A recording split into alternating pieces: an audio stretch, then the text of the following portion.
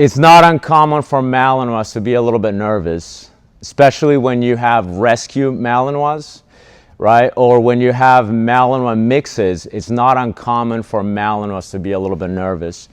All right, so you have a Malinois mix, female. So she looks more like a Malinois or more like a German Shepherd? Okay, okay. So it wouldn't surprise me at all because there's such a surplus of Malinois lately. You know, the movies, the books, the videos, the cool viral videos, they're just made the breed so popular that a lot of breeders and a lot of backyard breeders are capitalizing on it. And you know, then we have a lot of Malinois out there that shouldn't be out there. And then we have nervous Malinois. You know, and I know this from experience, by the way. I have 4 Malinois myself, and they're all a little bit on the nervous side. Okay, it's just kind of comes with the territory. Okay, there can be amazing, confident dogs, but there's just always this tiny little bit of nervousness about them, and it's not terrible, but you can always see a little bit of it. So whenever we have a dog in drive and we're testing them, you know, just like your instructors went over this, we want to make sure that we're not just lollygagging with a leash. Okay, we don't want to just kind of stand around and all of this is happening, because we're going to put the dog in a very high state of arousal. So this means that, and how much does your dog weigh? It's pretty big, right? He's 87, 88 right now. 87, that's a big dog, right? So even though I know Bella's a pretty strong lady, I want to make sure that Bella has the best possible advantage when it comes to handling this dog that is 80 plus pounds, that is going to be in drive, okay? So again, just like your instructors went over, what I like to do is I like to put my thumb right through. Okay, this probably looks very familiar, just bear with me. And then from here, I just make a fist and I grab the leash. And then from here, I just press my knuckles against my hip. And then, like if my dog is here, I'm not gonna stand here, I'm gonna stand sideways. So the leash is going across the front of my body. My knuckles are pressed against my hips. And I'm gonna sink down a little bit, or I'm gonna lean back a little bit. So now as my dog pulls, go ahead and pull. Right? As the dog is pulling, the dog is not pulling against my, you know, my weak little bicep, but the dog is pulling against my entire body. Go ahead and pull. Right? So this is happening, and then, you know, the more power this dog has, the more I can sink down a little bit lower, the more I can lean back if I need to. Your instructors probably also went over this technique right here. No? I think so. So the other technique is you run the leash behind you, and it's kind of the same thing. Okay, you press your fist against your hips. If you have the leash behind you, you basically sit a little bit. Go ahead and pull. And so again, as your dog is in drive, you're kind of sitting on the leash a little bit. It works great for some people. I personally don't like it, but I show it anyway just because it is another technique. The reason that I don't personally like this technique is, go ahead and pull really hard, is if the dog is very strong, keep pulling, that could happen. And if that happens, now for a brief moment, I have no positive control of the dog. Does that make sense, guys? Whereas here, you know, if the dog really overpowers me, pull really hard. Like if that really happens and I lose control for a brief moment, I am not spinning out of my original spot. You guys follow? Okay, perfect. So that's pretty much what we're gonna do. We're gonna bring out your dog, you're gonna post up. We're gonna start with your dog probably, Belle. Is your dog nearby? So what are we testing the dog for? Well, protection training is not this one singular thing. In protection training, we have police work, we have personal protection, and then we have sports, right? You guys went over all of that, yeah? Okay, so in police work, the type of dog, that's a nice looking dog. The type of dog that we're gonna be looking for, the type of traits that we're gonna be looking for in a dog for police work will probably not be the same type of traits that we're going to be looking for in a personal protection dog. An amazing police dog might make a lousy personal protection dog. Do you see what I mean? An amazing personal protection dog might make a really lousy police dog. So it's kind of the same thing with sports too. So I'm assuming you just kind of, want to see in general how he does, just like a general test. So we're going to be looking at two different tests. As a dog is already 4 years old, we can test him for defense drive, okay? And you guys went over that, yeah? Okay, and we can also test him for prey drive. So prey drive and defense drive. So prey, it's super simple. Like, does the dog want to chase the sleeve? Does the dog want to chase the rag, right? That's prey. The defense test would be, how does the dog feel when I threaten him? How does he respond to that? Two completely different tests, and and two different pictures.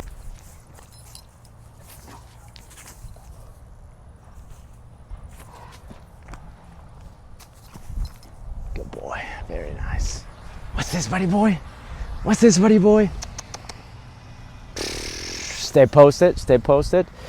Oh, very nice. Oh, very nice. Oh, very nice. Very nice. Victory lap.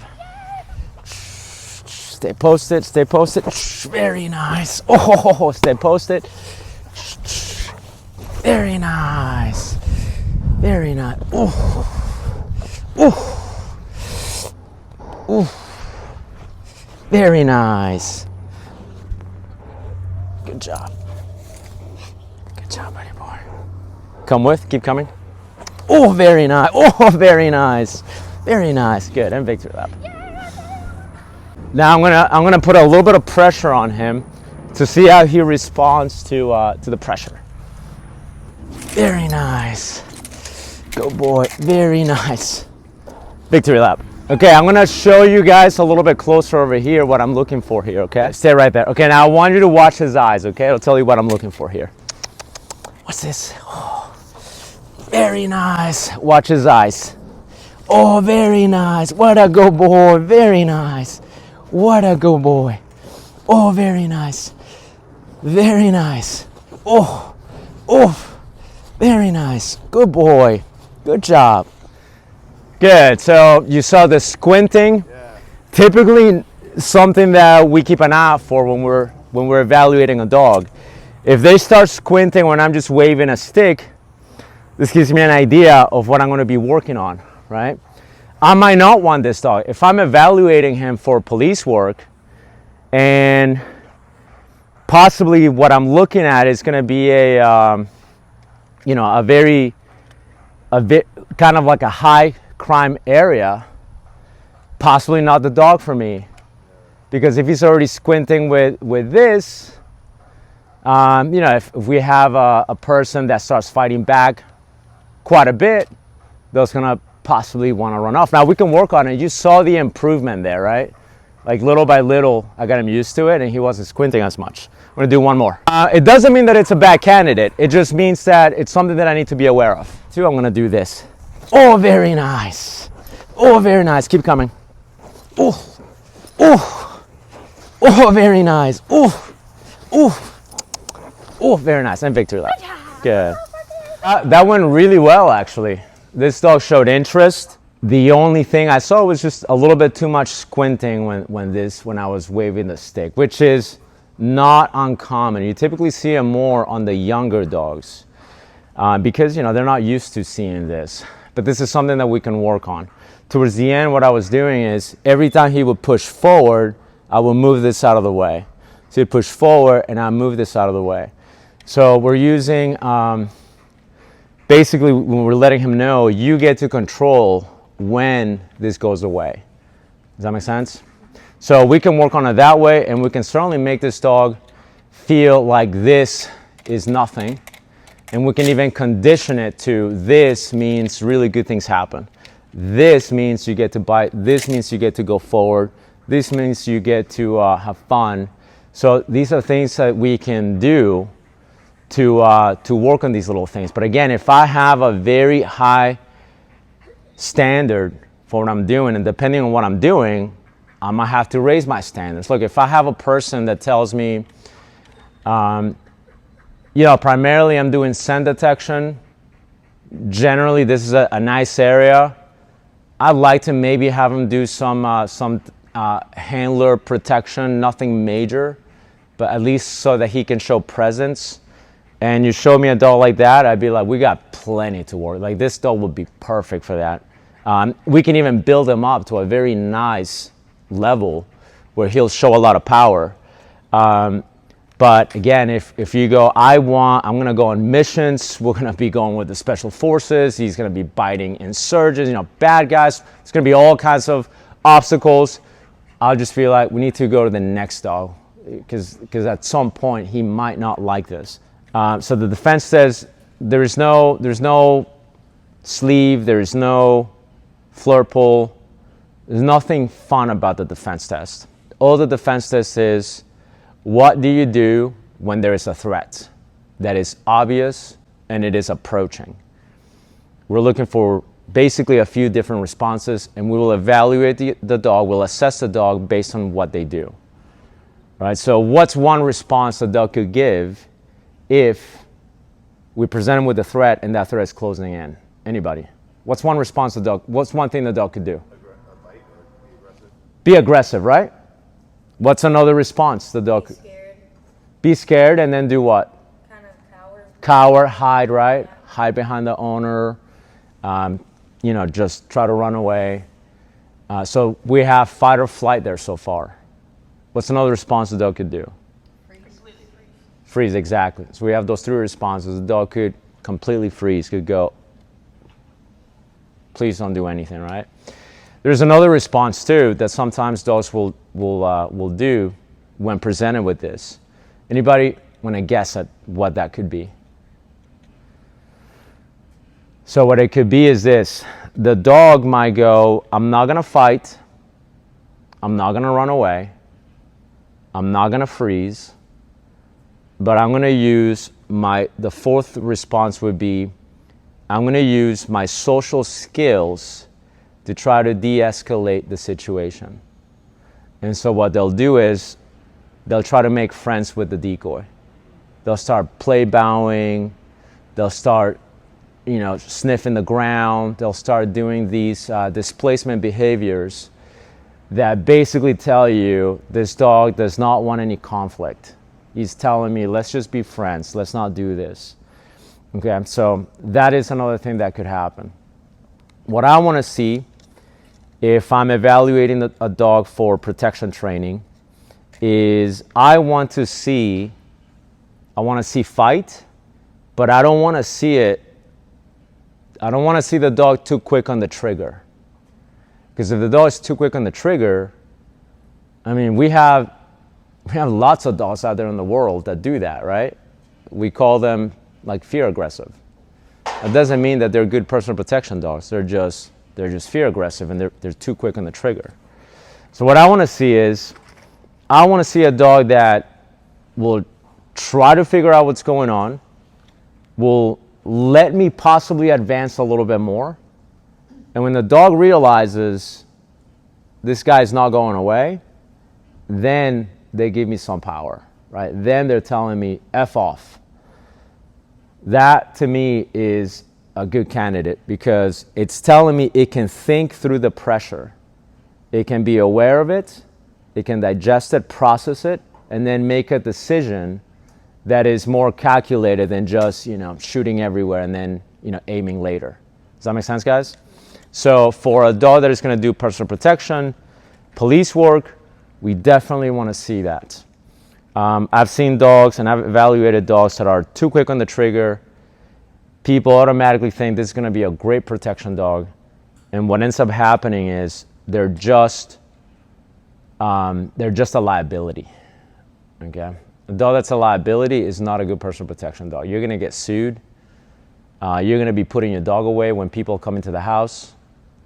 And then if you put your dog away when people come into the house and it's your protection dog, it's like locking your firearm, breaking it apart, locking the slide in one safe, locking the magazine in another safe, and locking the rounds in another safe. Just doesn't make sense, right? So if I have to lock my dog in a different room when I have people over, then what purpose does this personal protection serve? Well, I would have to do that if my dog is likely to be a liability. So we want a dog that is confident. The criteria for sport dog, I like my sport dog to be social, friendly, goofy. My sport dog is never gonna bite anybody for real. It's just not what I'm looking for in a sport dog. If I had a personal protection dog and that's what I wanted, I would want a dog that is a hair, just a hair defensive and a hair sharp, not too much. But you know, when we're doing sports, we really want the dog to enjoy the activity. The more they enjoy it, the more clearly they can think. So if the dog is too defensive, the more defensive they are, the more cloudy their judgment becomes. So I see this when I do sports. When I have a dog that is a little bit too defensive, a little bit too sharp, and they're doing sports, as the sport gets more complex, as they go up in levels, and now the behaviors that they have to do are more complex because they're a little bit angry, right? They're a little bit more serious, a little bit sharper. They struggle with that because to them, this complexity is just not worth it. But the dog that is having fun, to them, they're willing to deal with the complexity. Do you see what I mean? Because they're having fun. They're like, I can work through this because I'm having a good time when I do this. You can see this classic contrast with Jason's dogs, right, Jason? Like his German Shepherd is a little bit more on the defensive side. And I mean, he got through the PDC and he struggled with the level 1. And when he finally closed his level 1, he had to pass that twice. And there was a bunch of failures in that process. When he got to, you know, when we got level 1 and we started training for level 2, you could tell it just wasn't worth it to him. He's like doing these behaviors that are complex in nature because of the sport, but he's just going, do I really have to do this? This is not fun. Whereas his Malinois, you know, got through the level 1 quick. I mean, she passed it like right away. And then when we started getting to level 2, his Malinois is like having a blast. She's having a good time doing the level 2. And you can see she actually picks up. She's learning faster. Stuff that his German Shepherd had a really hard time with learning, his Malinois picked up right away. And it's not that she's smarter, it's that she's actually enjoying the process. Does that make sense? So that's why the evaluation process needs to have the goal in mind. You're thinking sports or personal protection? It would probably be sports. Sports, okay. And remind me again, it's about 2? Yeah. 2, okay. Female, right? Yep. All right, females, this is another thing. Females are a little bit more sensitive typically than males. Males are more like, they're more bold. They're more, you know, in your face, whereas females tend to sometimes think a little bit too much. All right, let's go out there. So I like the stance. She's already forward. So I'm just going to be very casual about it. Very typical Malinois response right here. You can see the contrast between the German Shepherd and the Malinois, right? Go, girl. That's it.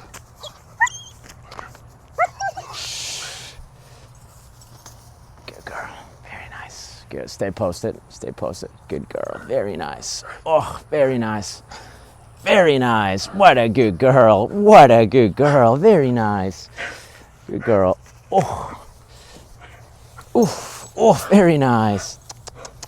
Very nice. What a good girl. What a good girl. What a good girl. What a good girl. Oh. Good. Good. Now come with me. Come with me. Good girl. Good job. Good job. She's social? Yeah. She's social? Okay, good. Victory lap. Victory lap. And stay right there. Stay posted. Good. Very nice. So I want the dog to be vocal. He's got that one down.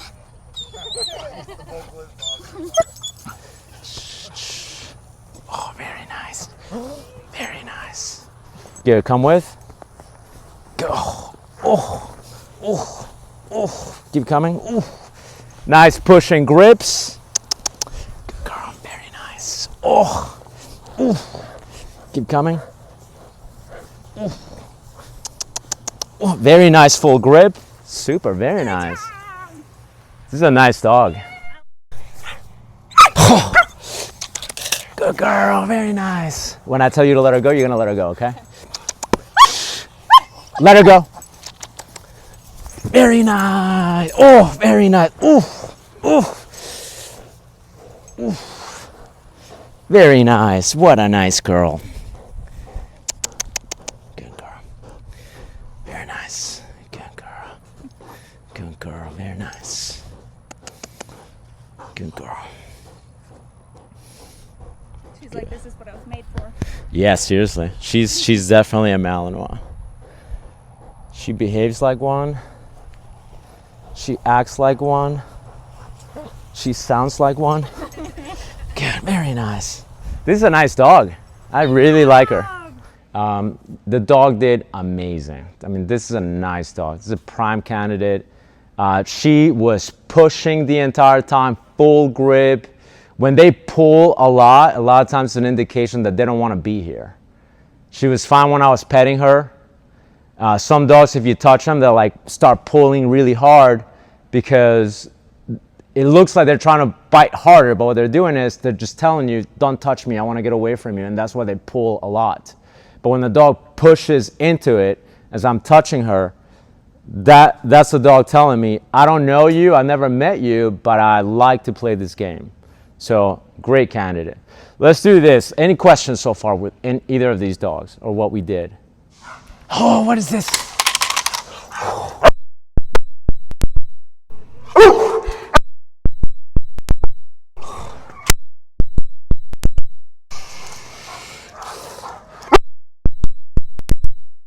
Good boy. Very nice. Oh, drag, drag. That's it. Very nice. Good boy. Victory lap, and you can end it on that one. I did everything that you're not supposed to do with a dog, right? I was teasing him. I was basically doing a little bit of resource guarding games with him. This is called prey guarding. What we're doing is we're letting him know, look, if you don't get serious, I might take this away from you, which again, we would never do that with our pets. We never do that with a client's dog. But in protection training, we want to do everything we're not supposed to do with a dog, you know, because we want to see this intensity coming out of them. We want to see them want to see them be a little bit naughty. We want them to be resilient. We want them to be stubborn. We want them to be difficult even, okay? So by me letting him know, hey, you know, I might take this from you, is I'm eliciting competition. I'm letting him know, you have to push me away. You have to intimidate me away from this. Which is why I'm doing all of this. Like I'm flinching, I'm doing all of that. I'm squinting because I'm letting him know if you do certain things, socially it pushes me back, okay? Additionally, I know that we know he likes this. We know that he looks at this and he goes, this is fun, I want this. So I want to let him know you can have it, but first you have to get a little bit serious with me, okay? Even if it's just a game, even if it was a young dog, I would do the same thing. I would do the same thing with your dog. I would be like, and I think I might have done that too. I don't know if I did, but I want to be even able to do this with a dog and go, what are you going to do? And I want the dog to go, let's play. Come on, let's play. And then I'll go, yes, good job. Now we're going to play. And then I'll even do it again. Come on, do it again. Right? I want the dog to be pushy. I want the dog to bark. I want the dog to do all of these things that we would not want him to do. We want that.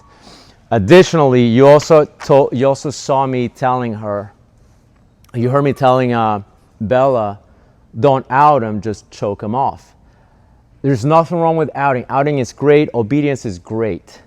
But I don't want the dog to get distracted by two different things. You know, if the dog is more advanced, like our dogs, right? They were outing. But they're also a little bit more proficient in what they do. They can multitask. They can think about the bite, and they can also think about outing, and they can also think about obedience, because as they increase in proficiency, we can do that. When we have a young dog, I don't want them to think, we're doing this also. I want them to tunnel vision on drive. I want to get excited about this. This is all I want them to think about. This is all I want them to think about. Not, I should probably listen to my mom also. At the very end of the session, then we had her out the dog, right? That's when we're basically letting the dog know, okay, we're done. Don't be crazy anymore. Exercise finished. We're done. Now, you don't have to act like a psycho anymore.